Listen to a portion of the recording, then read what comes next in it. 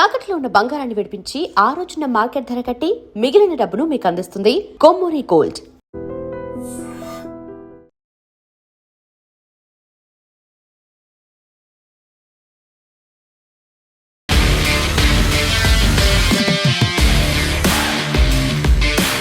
నమస్తే, welcome to I dream talking point with Kavitha. West Bengal ఎన్నికల్లో సంచలన పరిణామం చోటు చేసుకుంది. టీఎంసీ అధినేత్రి ముఖ్యమంత్రి మమతా బెనర్జీ ఓటమి పాలయ్యారు. భవానీపూర్ నియోజకవర్గం నుంచి పోటీ చేసిన మమతా బెనర్జీ బీజేపీ అభ్యర్థి సువేందు అధికారి చేతిలో ఓటమి పాలయ్యారు. మమతా బెనర్జీపై సువేందు అధికారి 15,114 ఓట్ల తేడాతో విజయం సాధించారు. గత ఎన్నికల్లోనూ మమతా బెనర్జీపై విజయం సాధించారు సువేందు అధికారి. ఈసారి మమత సొంత అడ్డాలోనే ఓడించారు. 2021 బెంగాల్ అసెంబ్లీ ఎన్నికల్లో మమతా బెనర్జీ సువేందు అధికారి సొంత నియోజకవర్గమైన నందిగ్రామ్లో పోటీ చేశారు. ఈ ప్రతిష్టాత్మక పోరులో సువేందు అధికారిని విజయం వరించింది. దీంతో పశ్చిమ బెంగాల్ రాజకీయాల్లో ఒక శకం ముగిసినట్టుగా అంచనా వేస్తున్నారు. 15 ఏళ్లుగా తిరుగులేని ఆధిపత్యం ప్రదర్శించిన మమతా బెనర్జీ నేతృత్వంలోని తృణమూల్ కాంగ్రెస్ పార్టీ పాలనకు తెరపడింది. సోమవారం వెలువడిన అసెంబ్లీ ఎన్నికల ఫలితాల్లో భారతీయ జనతా పార్టీ చారిత్రాత్మకమైనటువంటి విజయాన్ని సాధించింది. రాష్ట్రంలో తొలిసారిగా బీజేపీ ప్రభుత్వాన్ని ఏర్పాటు చేయబోతోంది. ఈ గెలుపు రాత్రికి రాత్రే సాధ్యమైంది కాదు.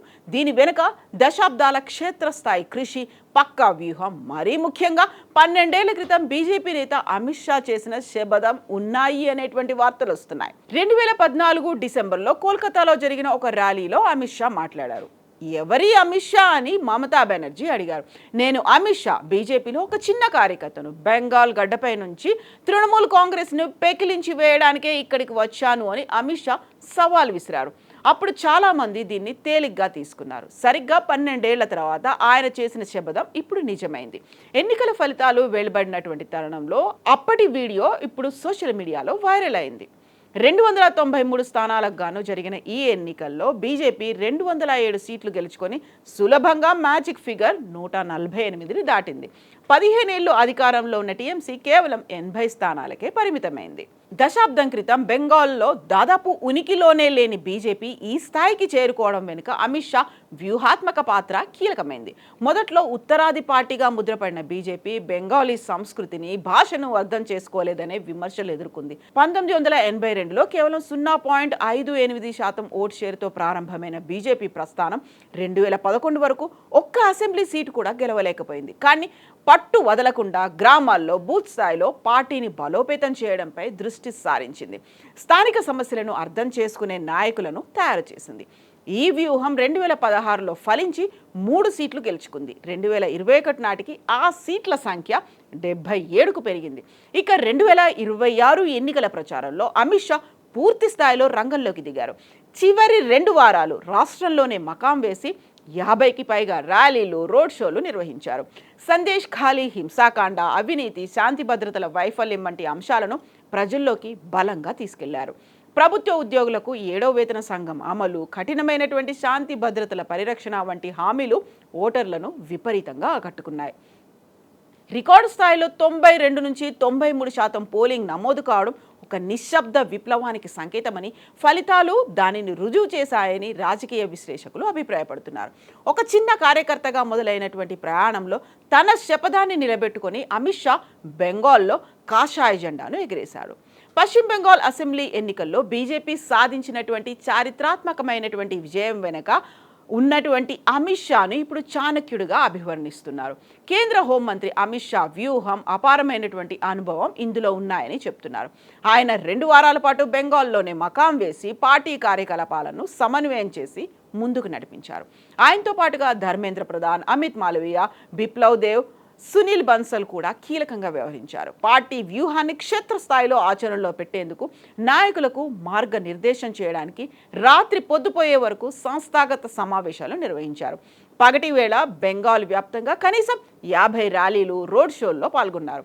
బీజేపీ అధికారంలోకి వస్తే ప్రభుత్వ ఉద్యోగులకు 7వ వేతన సంఘాన్ని అమలు చేయడంతో పాటుగా రౌడీలు, చొరబాటుదారులపై కఠినంగా వ్యవహరిస్తామనే హామీలను ఇచ్చారు. మొదటి దశ పోలింగ్ అనంతరం బీజేపీ 110కి పైగా సీట్లు కైవసం చేసుకుందని, రెండో దశలో మరింత విజయానికి మార్గం సుగమం చేసిందని అమిత్ షా చేసిన ప్రకటన విజయంపై పార్టీలో విశ్వాసాన్ని కలిగించింది. ముఖ్యంగా రెండో దశలో పార్టీకి కష్టమైన సవాల్గా భావించారు. ఫలితంగా తృణమూల్ కాంగ్రెస్ అధినేత్రి మమతా బెనర్జీ కంచుకోటను ఛేదించడంలో బీజేపీ విజయం సాధించింది. షాతో పాటుగా ప్రధాన్, మాలవీయ, దేవ్, బన్సల్ సంస్థాగత విషయాల నుంచి సోషల్ మీడియా నిర్వహణ వరకు సమగ్ర బృందంగా పనిచేశాయి. కేంద్ర మంత్రి ధర్మేంద్ర ప్రధాన్ మొత్తం ఎన్నికల ప్రచారానికి ముఖ్య వ్యూహకర్తగా పనిచేశారు. వివిధ వర్గాల మధ్య, సామాజిక శ్రేణుల మధ్య సమన్వయం సజావుగా సాగేలా ఆయన కృషి చేశారు. కేంద్ర నాయకత్వానికి, రాష్ట్ర విభాగానికి మధ్య వారధిగా వ్యవహరిస్తూ వనరుల సమర్థవంతమైన నిర్వహణ, కేంద్ర నాయకత్వం పర్యటనలను నిర్ధారించడంలో ధర్మేంద్ర ప్రధాన్ ప్రధాన పాత్ర పోషించారు. ఇక భూపేందర్ యాదవ్ సంస్థాగత నైపుణ్యాల్లో నిష్ణాతుడైన కేంద్ర మంత్రి భూపేందర్ యాదవ్ క్షేత్రస్థాయి నిర్వహణపై దృష్టి సారించారు. బూత్ స్థాయి వరకు పార్టీ కార్యకర్తలను సమీకరించడంలో ఆయన కీలక పాత్ర పోషించారు. ఎన్నికల ప్రక్రియలోని సంక్లిష్టమైన చట్టపరమైన చిక్కులను ఆయన సునాయాసంగా అధిగమించారు. బీహార్, ఇతర రాష్ట్రాల్లో ఆయనకున్నటువంటి విస్తృతమైనటువంటి అనుభవం బెంగాల్లో సవాల్తో కూడిన ఎన్నికల వాతావరణంలో అది అమూల్యంగా ఉపయోగపడింది. సునీల్ బన్సల్ బీజేపీ జాతీయ ప్రధాన కార్యదర్శి సునీల్ బన్సల్ గతంలో ఉత్తరప్రదేశ్లో బీజేపీని ఉన్నత శిఖరాలకు నడిపించారు. బెంగాల్లో ఆయన క్షేత్రస్థాయి పన్నా ప్రముఖులు అంటే బూత్ స్థాయి సమన్వయకర్తలతో ఒక బలమైన సైన్యాన్ని నిర్మించారు. తృణమూల్ క్యాడర్ ఆధారిత వ్యవస్థను ఎదుర్కోవడానికి బీజేపీ కోసం ఒక బలమైన, క్రమశిక్షణతో కూడిన సంస్థాగత నిర్మాణాన్ని నిర్మించడంపై ఆయన ప్రధానంగా దృష్టి సారించారు. బిప్లవ్ దేవ్ త్రిపుర మాజీ ముఖ్యమంత్రి బిప్లవ్ దేవ్కు తన రాష్ట్రంలో వామపక్షాలకు వ్యతిరేకంగా పోరాడి చివరికి వారిని కూలదోయడంలో ప్రత్యక్ష అనుభవం ఉంది.